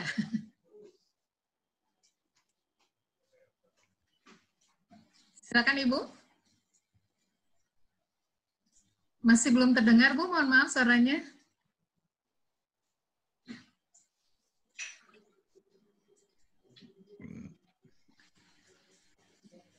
Ya. Mohon maaf Ibu, kami belum bisa mendengar suara Ibu. Mungkin bisa di chat saja Bu, terus di chat saja. Ya, baik. Pak Agus Sumarsono, barangkali yang tadi. Kalau belum ada, Pak Udin, kita 3 penanya dulu. Tadi yang pertama, Pak Yunus, kemudian Ibu Embung, dan Pak Eldi. Yang persilakan, Pak Udin. Terima kasih, Ibu. Ya, pertanyaan pertama tadi Pak siapa? Siapa tadi Pak? Tentang milestone ya. Terima kasih Pak. Kalau saya ya, milestone itu tetap ada Pak. Karena setiap inovasi itu pasti dia ada tahapan-tahapan kegiatannya ya. Soal penyebutan istilah mungkin itu yang apa namanya, orang sering berbeda ini ya. Ada yang orang memahami milestone itu karena itu mau gitu kan. Tapi kalau esensinya kan sama lah. Mau disebut itu sebagai milestone atau tahapan ya. Intinya tahapan setiap kegiatan itu harus tergambarkan dengan jelas di dalam RAP itu ya. Mulai dari misalnya apa namanya, pembentukan tim, rapat tim ya, agenda, penyusunan agenda kerja tim, kemudian apa namanya, kalau ada sosialisasi itu setiap tahapan itu harus dijelaskan juga. Cuma memang kalau saya ini di kami, kalau gitu dulu kita kan jelas di apa namanya di tujuan inovasi itu kan tujuan jangka pendek ya, jangka panjang, jangka menengah. Ya. Ini mungkin ada yang pola itu masih tetap diterapkan, tapi kalau bagi saya kembali ke sistematika sepertinya. Di sistematika yang sudah diformat dari LAN itu kan di bab 1 itu tujuan, ya, ada tujuan, ada manfaat. Kemudian berikutnya di bab 2-nya ada profil, di bab 3-nya ada analisis masalah.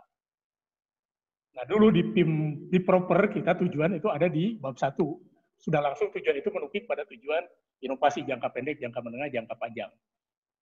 Nah logika kita, kenapa kita harus tahu bahwa dalam jangka pendek itu kita akan menyelesaikan, misalnya membuat desain sistem aplikasi.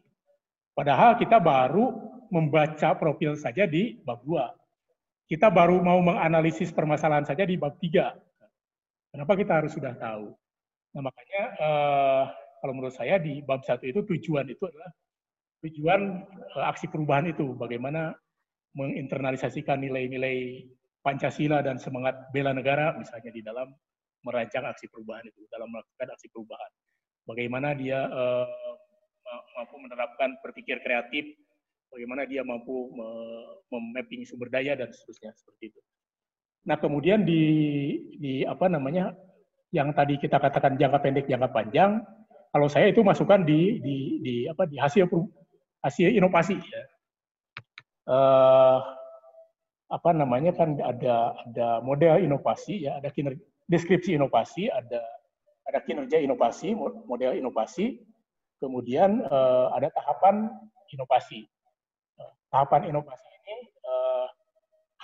ada hasil ya. Hasil itu ada dalam bentuk output. Output itu jangka pendek itu. Nah di situ output jangka pendek kalau yang saya lakukan itu dirinci Pak, langkah demi langkah itu. Termasuk seperti juga di format sama persis format milestone di proper ya. Ada minggu, ada tangga ya, yang ada tahapan kegiatan, ada limit waktu, kemudian ada eviden. Sama seperti itu. Kemudian nanti di outcome itu tidak saya masukkan ke dalam tabel hasil itu, tapi saya pisahkan di sub outcome gitu ya. Jadi ada output inovasi, ada outcome inovasi. Nah, outcome inovasi itu dalam jangka menengah dia akan lakukan apa? Misalnya tadi akan diadakan evaluasi penerapan keberlanjutan sistem ini, efektivitas penggunaan sistem ini. Di situ dengan cara apa si peserta akan mengukur apa namanya outcome itu atau jangka menengah ya. Ya dulu kita familiar ini dengan jangka menengah atau outcome. Apa yang akan dia lakukan? Misalnya dia akan melakukan monitoring, evaluasi, kemudian diperkuat oleh pernyataan pimpinannya. Gitu ya. Dan di impact, di benefit inovasi, itu dia akan melakukan apa? Kan tujuan yang sesungguhnya dari aksi perubahan itu adalah meningkatkan pelayanan publik, ya. Kualitas pelayanan publik kalau di PKP. Kalau di PKA, kinerja organisasi. Nah, apakah inovasi dia akan benar-benar berdampak pada peningkatan pelayanan publik? Nah, apa yang dia akan ukur di dalam jangka panjang? Ya. Misalnya dia akan melakukan survei kepuasan pelanggan, atau akan melakukan apalah. Ya. Itu dinyatakan di situ. Jadi kalau bagi saya di milestone itu adalah tahapan jangka pendek. Sementara saya sebutnya dengan istilah saya bukan milestone lagi di PKP itu, output kegiatan, ya, output inovasi. Output inovasi adalah menghasilkan sistem apa, tahapannya ini.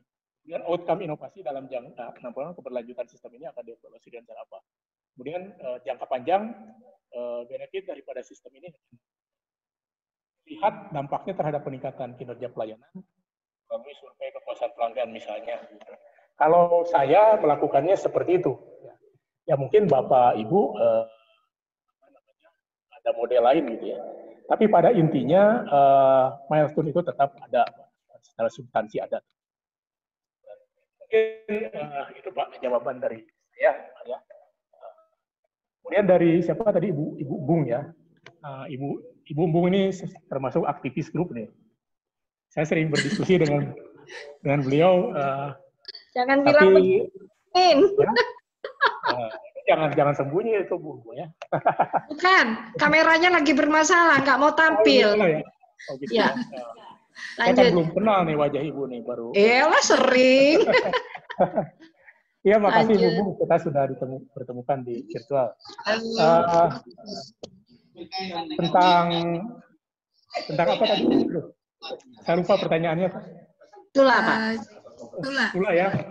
Apakah Tula itu harus jadi bagian dari laporan akhir? Mutlak gitu ya.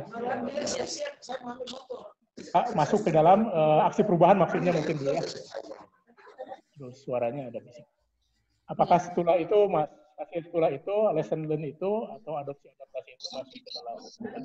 Kalau menurut saya itu tidak mutlak, ya.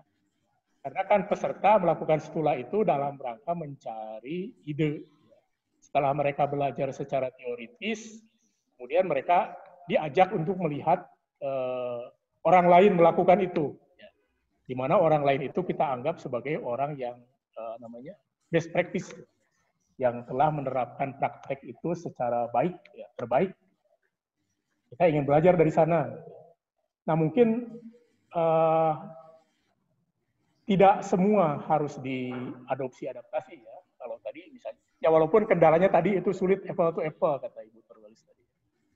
Ya misalnya yang diadopsi itu tentang apa manajemen mutu saja misalnya, atau dia hanya mengadopsi dari sisi pengendalian pekerjaannya saja, atau dia mengadopsi penerapan berpikir kreatif saja, atau diagnosis organisasi saja yang dia dapat adopsi adaptasi. Tapi kalau pada intinya tidak mutlak, itu kan mencari inspirasi ya untuk melahirkan ide gagasan bagaimana mungkin ada masalah yang dia hadapi, bisa saja masalah yang dia hadapi tidak sama persis dengan apa yang dia lihat di lokus gitu ya. Tapi mungkin ada nilai kepemimpinan yang bisa dia tidak mutlak bu kesimpulannya kalau menurut saya gitu ya, tidak mutlak harus masuk. Kalau ada silakan diambil, sebenarnya kalau tidak ada nggak harus. Jadi itu Ibu Bung jawaban saya. Ya. Maaf ya. Makasih Pak Onin. Makasih Pak Onin. Ya. Yang ketiga tadi dari siapa Ibu? Pak Eldi ya.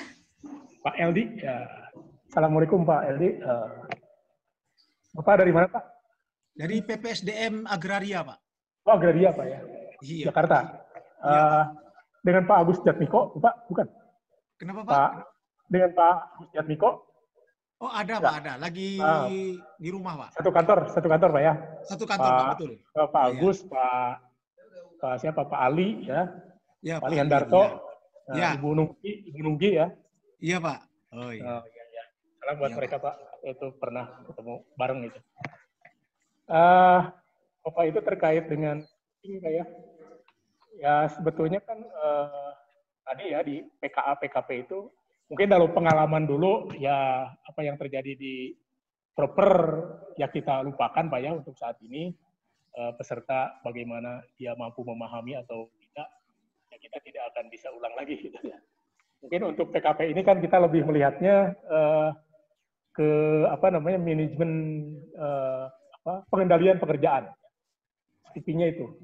Jadi kalau pejabat pengawas itu sesuai di PP tentang kompetensi itu, ya, kompetensi pejabat pengawas, juga di Undang-Undang 14 nomor 5 tahun 2014 adalah pengendalian pekerjaan. Sementara di administrator itu adalah kompetensinya manajemen kinerja. Jadi yang membedakannya itu bukan lagi pada skup program dan kegiatan, tapi skupinnya pada pelayanan publik, ya, pengendalian pekerjaan pelayanan publik dan manajemen organisasi. Mungkin itu Pak yang bisa saya jawab pada Bapak. Mohon maaf bila kurang memuaskan. Ya, terima kasih banyak Pak. Ya, sepakat saya Pak. Terima kasih Pak Unin. Pertanyaan untuk 3 penanya di sesi kedua. Ada satu komentar Pak. Ini hanya meminta persetujuan Bapak dari Pak Abdullah Nasir. Pak Abdullah menuliskan di kolom chatnya, pada komparasi ini, apakah Bapak setuju kalau keduanya menggunakan konsep manajemen perubahan? Itu dari Pak Abdullah Nasir. Itu pasti. Atau sekalian ya Pak ya, sekalian saya membaca chat. Ada pertanyaan juga dari sahabat kita, satu kantor Pak F. Saiful dari BPSDM, yang bertanya tentang sistematika RAP dan LAP pada PKP. Menurut beliau, tidak ada sistematika baku dari LAN. Adakah model sistematik relatif disepakati di lingkungan para WI? 2 pertanyaan yang saya tadi minta komentar Bapak, sepakatkah Bapak tentang manajemen perubahan yang diterapkan pada 2 konsep ini, yang dari Pak F, tentang sistematika untuk penulisan RAP dan LAP. Silakan. Terima kasih Ibu dan Bapak Ibu penanya. Terkait dengan manajemen perubahan itu pasti Pak. Kalau di PKP itu kita ada submateri konsepsi aksi perubahan. Nah, di situ biasanya kita berawal dari mengapa sih pejabat pengawas itu harus melakukan perubahan, atau secara lebih luasnya mengapa sih birokrasi itu harus berubah. Tentunya kita melihat lingkungan kebutuhan internal dan eksternal. Terus saya sering melihatnya kebutuhan internal itu tuntutan peningkatan kinerja kita, ya. Tuntutan eksternal itu perubahan taraf hidup masyarakat, kemudian perkembangan teknologi. Kita berkaca kepada teori Maslow bahwa kebutuhan manusia itu kan kalau yang dasar sudah terpenuhi akan meningkat. Nah, dulu pelayanan itu mungkin orang datang ke kantor tuh dengan tidak butuh disediakan, tidak perlu disediakan ruang parkir, tidak perlu disediakan televisi. Nah, sekarang karena mereka sudah berbeda gitu ya. Nah, kemudian juga perkembangan teknologi yang memungkinkan kita untuk memanfaatkan itu sebagai sarana pelayanan. Jadi intinya kalau di PKP saya masuk manajemen perubahan itu di konsepsi konsepsi aksi perubahan ya.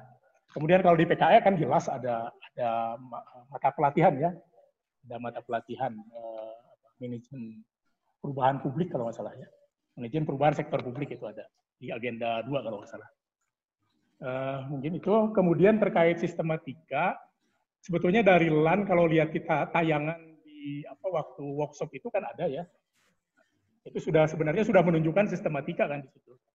Ada pendahuluan, kemudian ada profil organisasi, ada walaupun tidak dikasih tulisan bab, itu kan sudah menunjukkan bab itu. Bab 1 pendahuluan, bab 2 profil organisasi, bab 3 analisis masalah, bab 4 pusat inovasi dan seterusnya gitu ya. Maka itu tidak disebut bab muatan gitu ya. Jadi karena kan kita sering mendengar mungkin kalau pengarahan-pengarahan waktu pelatihan itu dari pelan ya, bahwa sebenarnya kita tidak boleh membatasi kreativitas peserta. Jadi sepertinya kita tahu memberikan sistematika yang biarkan mereka berkreasi. Tetapi muatannya yang tidak boleh keluar dari prim kurikulum. Di Jepang 1006 dan 1008. Kemudian juga kalau mengacu pada tayangan yang kita dapat dari master trainer yang kita dapat waktu workshop itu, ya, sistematika di situ sudah jelas. Hanya mungkin bukan berarti itu mutlak gitu kan, apalagi kalau kembali kepada prinsip kreativitas tadi. Ya kita bisa melakukan kreativitas lah, tidak mutlak seperti itu ya. Ya kalau kami hampir persis mengikuti apa yang sudah dari LAN gitu ya, sebagai dasar. Tapi peserta dipersilahkan kalau mau dibahas seperti apapun dipersilahkan. Hanya kita beli guidance, prinsip-prinsip tentang bagaimana sistematika yang baik itu, gitu kan.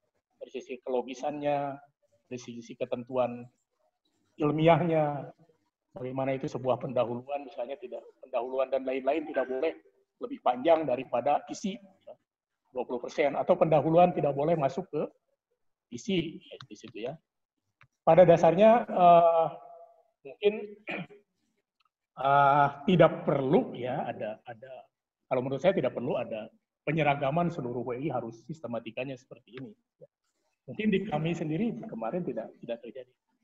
Seragam gitu.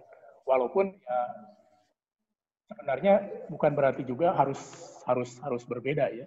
Sebab kalau kita berkaca ke perguruan tinggi juga misalnya perguruan tinggi masing-masing punya sistematikanya gitu ya.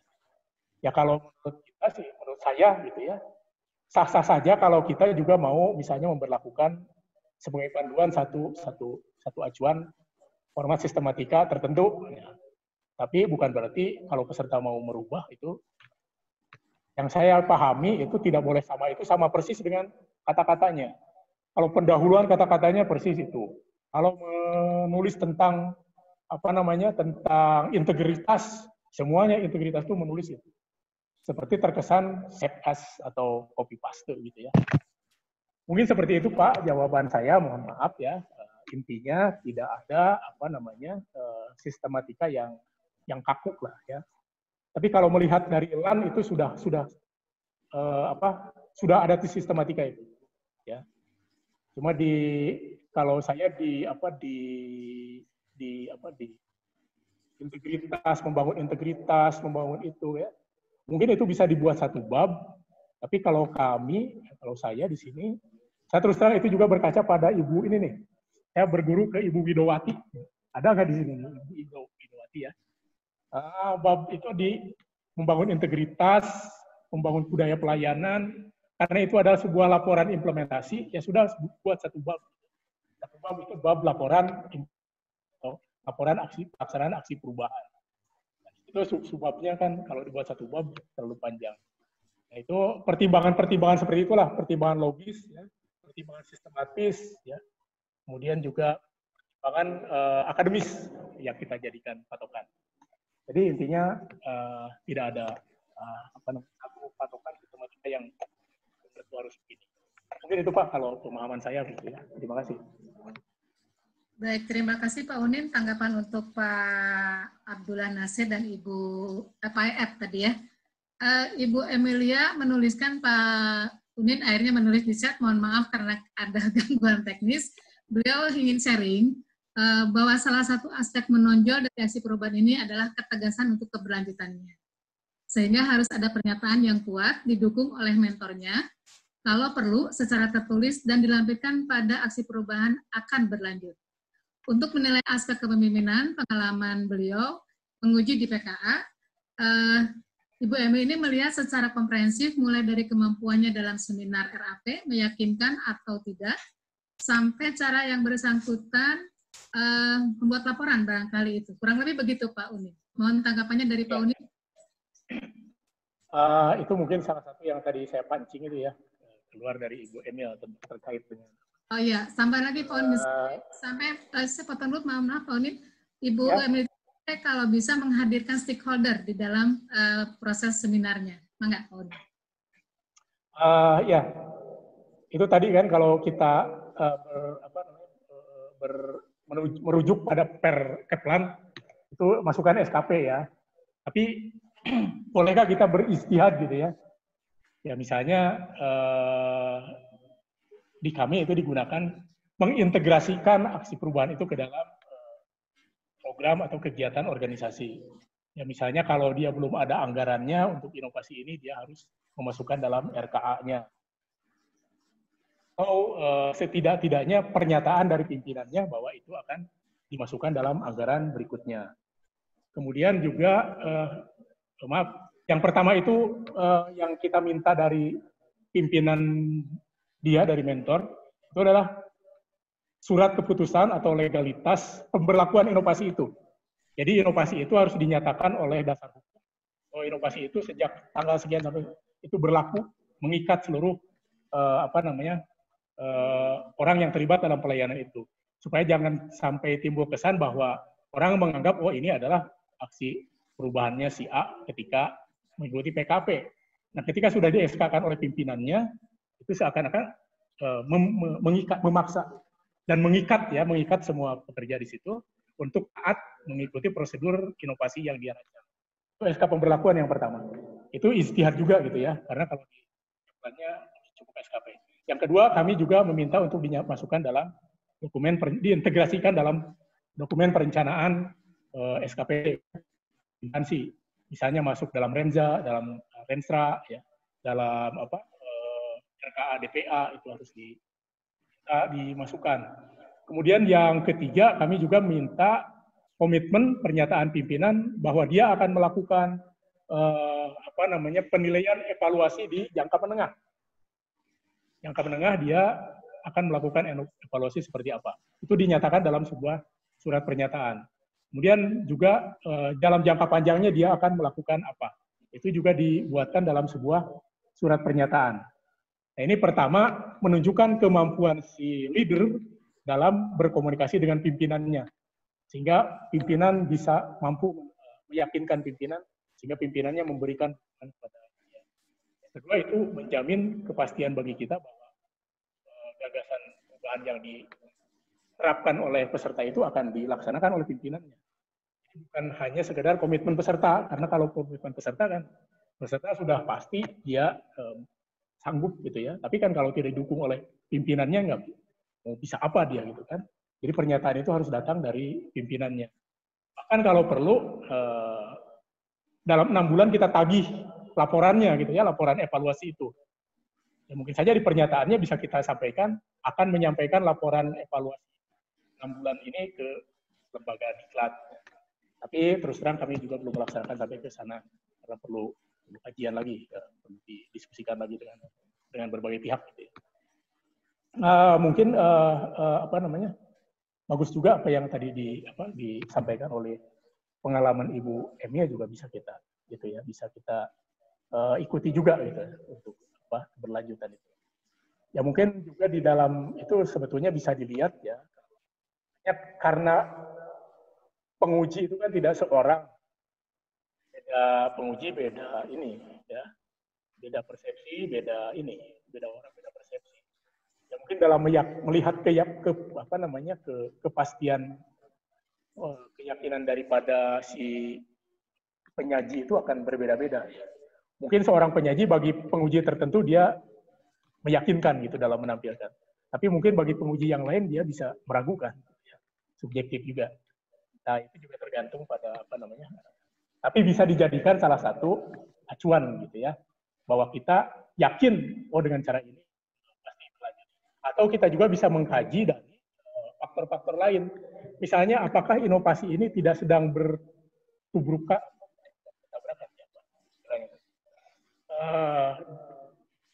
tidak bertentang atau lain yang dengan itu. Atau ini sebuah kebutuhan real nih di lapangan. Kalau ini sebuah kebutuhan real, saya akan lebih menjamin ini pasti akan dilaksanakan karena ini kebutuhan real. Ini juga bisa menjamin. Kemudian juga tadi misalnya seorang peserta ingin mengintegrasikan data data tentang tambang dengan sementara di sisi lain kan ada kebijakan tentang tata ruang, gitu ya. Nah, mungkin nggak si peserta ini akan melanjutkan gagasan dia, padahal di atasnya sudah ada tentang konsep tata ruang untuk mengintegrasikan data GIS, yaitu data geografis. Itu kan juga sebuah prediksi bagi kita, oh ini bisa dilihat secara analitis, gagasan perubahan ini sangat sulit untuk dilaksanakan keberlanjutan. Gagasan ini sangat mungkin dilaksanakan keberlanjutan. Ya, mungkin analisis-analisis seperti itu juga seperti yang dilakukan. Dilihat tadi ya, menjadi menambah menambah pertimbangan bagi kita untuk menilai keberlanjutan organisasi aksi perubahan di samping pernyataan-pernyataan komitmen yang bisa saya sampaikan. Mohon maaf bila kurang berkenan. Itu, Bu. Pak Umin, tanggapan untuk Ibu Emil. Mudah-mudahan bisa terjawab ya Bu ya, meskipun ada dengan chat. Saya berikan satu sesi lagi untuk pertanyaan langsung dari Bapak Ibu, tidak melalui chat. Barangkali ada yang masih mau sharing atau bertanya ke Pak Unin. Kami persilakan untuk 2 orang penanya saja.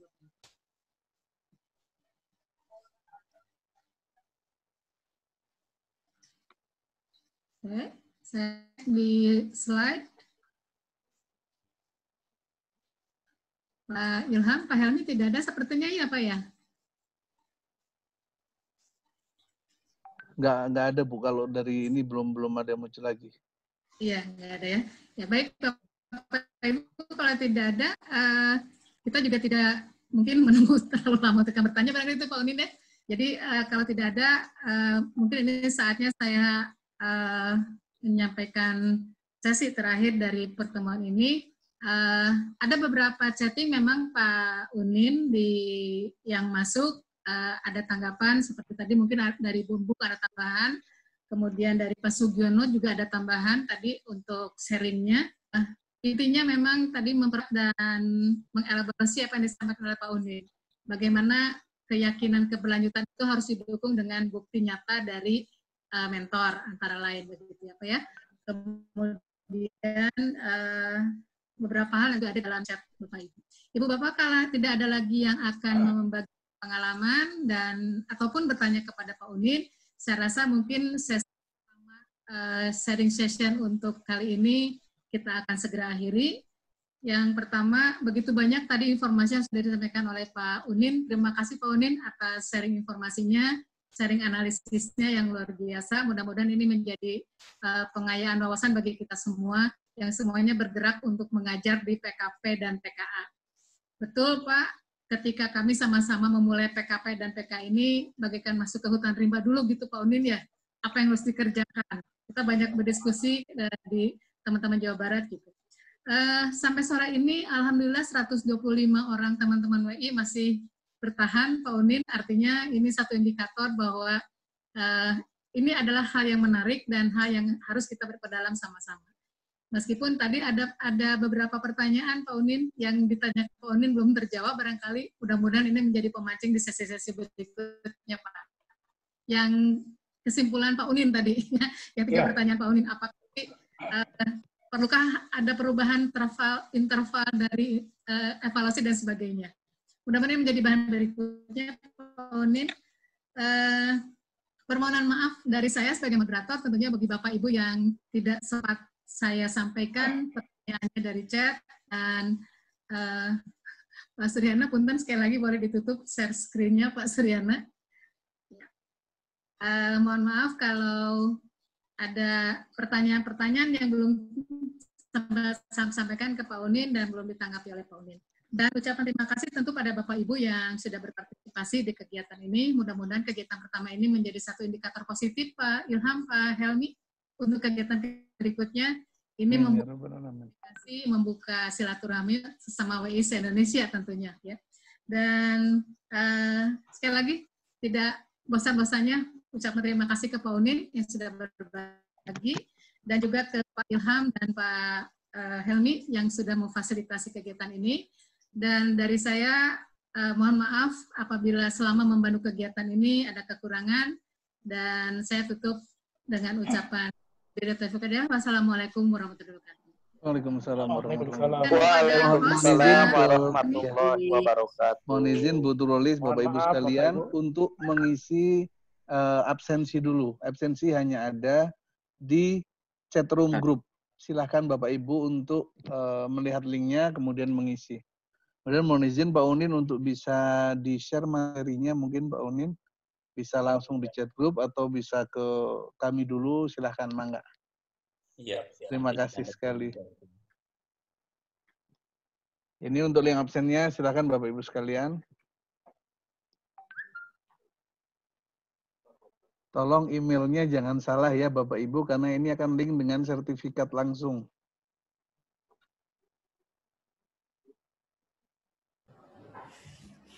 Gimana Pak absennya Pak?